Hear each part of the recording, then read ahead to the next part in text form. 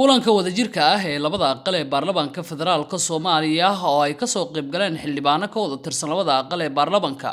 waxa goobjoog ka ahaa gudoomiyaasha labada aqal iyo sidoo kale ku xigeenadooda kulanka oo uu shir gudoominayay gudoomiyaha golaha shacabka ee baarlamaanka federaalka Soomaaliya Maxamed Mursal Sheekh Cabdiraxmaan ayaa waxa ajendaha kulankaasi uu ahaa meelmarinta habraaca ansixinta dib u eegista dastuurka waxaana xildhibaanada labada aqal ka hor hadlay gudoomiyaha guddiga la socodka dastuurka baarlamaanka federaalka Soomaaliya Cabdi Xasan Cawaale Qeybdiid walaalayaal guddiga la socodku iyo hirgelinta dastuurka isagoo kaashanaya guddiga madaxa bannaan wuxuu soo qabtay hawl muhiim ah inkastoo uu la kulmay caqabado joogto ah oo aad iyo aad u fara badan kuwaas oo iskugu jiray caqabado siyaasadeed kuwa farsamo iyo kuwa maaliyadeed intaba iskugu jira guddigaas haddana wuxuu ku guulaystay inuu soo dhammaystiro waajibaadkii dastuurka uu xilsaaray maantana uu idin soo hordhigay habraaca ansixinta qaraarka dastuurka ku-meelgaarka 11 qodob ka kooban inuu maanta idin soo hordhigo haddaba caqabadaha maanta horyaal dastuurka waxaa ka mid ah oo ah baarlamaankan tobnaad horyaal waxaa ka mid ah kow isfaham la'aanta siyaasadeed ee ka dhaxaysa madaxda sare ee heer federaal iyo heer dowlad goboleed waa hal caqabad ee baarlamaanka federaalka ee dastuurka horyaal weeye caqabadda labaad waxaa ka mid ah la tashi la'aanta dastuurka ee bulshadii Soomaaliyeed la rabay in la wada gaarsiiyo caqabadda saddexaadna waxay noqonaysaa arrimaha maaliyadeed ee loo baahnaa in lagu gaarsiiyo dastuurku inuu ku howlgalo caqabadda afraad waxay tahay muddaxileedka baarlamaankan tobnaad u hartay oo gabagaba ah iyo shaqada la rabo in la qabto oo ah mid aad iyo aad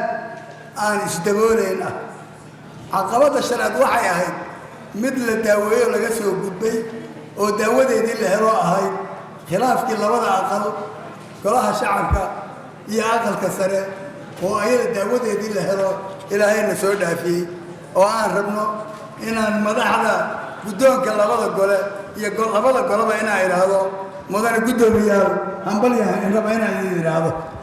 gudoomiye ku-xigeenka koowaad ee golaha shacabka baarlamaanka federaalka Soomaaliya Cabduuli Sheekh Ibraahim Muudey ayaa isaguna ah qodobada qaar waxa uu ka keenay su'aalo waaya uga hadli waaysan golaha aqalka sare qaybta siday wax u qaybsiin ma u soo dari waaysan ma laga heshiis kaas saasa lagu qaybi ma dadkii fadhiyo baa intay wax qaybsadeen wax kala qaatay saas waa dadkii fadhiya wax kala qaateen ani iigu shub waan iskugu shubtiya wakiiliga ahaa meeshii joogay fadhiya iyo hadlay cid wakiilay ahayd ma jirto qoladii joogtay ayagu baa kala qaateen waxaan rabaa marka article 72 waa in lagu soo daraa doodan inta la soo geliyo waa in la soo geliyaa article 72 waa inta lagu soo daraa maamul goboleed laguma qaybsanin haddii maamul goboleed lagu qaybsaday South West 8 ay leedahay ani South West aan ka soo jeedaa beel haddii lagu qaybsaday hal xabaan ku leeyahay mid labaad ku mali kontani afar u qaybiyay 5 beelood afarta beelood oo dadaan dilnay leh waxay qaateen min 12 ay lahaayeen oo xoog wax ku qaateen aniga lixan ku lahaa hal xabaan ku leeyahay cadaaladaas maad had u fadhidin inaad itiraahdaan dastuura laga shaqeynaa Soomaaliya horumartin hadaan waxa la ogolaan kara ma waxa waaye waxaan rabaa haddii la rabo cadaaladda Soomaalina waxa dumiye cadaalad darrada sacabki joojiyo ma santiin Soomaaliya wax inta dhigay cadaalad darro waay nin wax qaba qayliyo mid baahanna waa lagu istaagaa xildhibaanada labada aqal ee baarlamaanka federaalka Soomaaliya waxa sidoo kale maanta loo qaybiyay sharciga doorashooyinka oo in badan dadka Soomaaliyeed indhaha ku hayaan Maxamed Cismaan Daahiye Somali Cable Muqdisho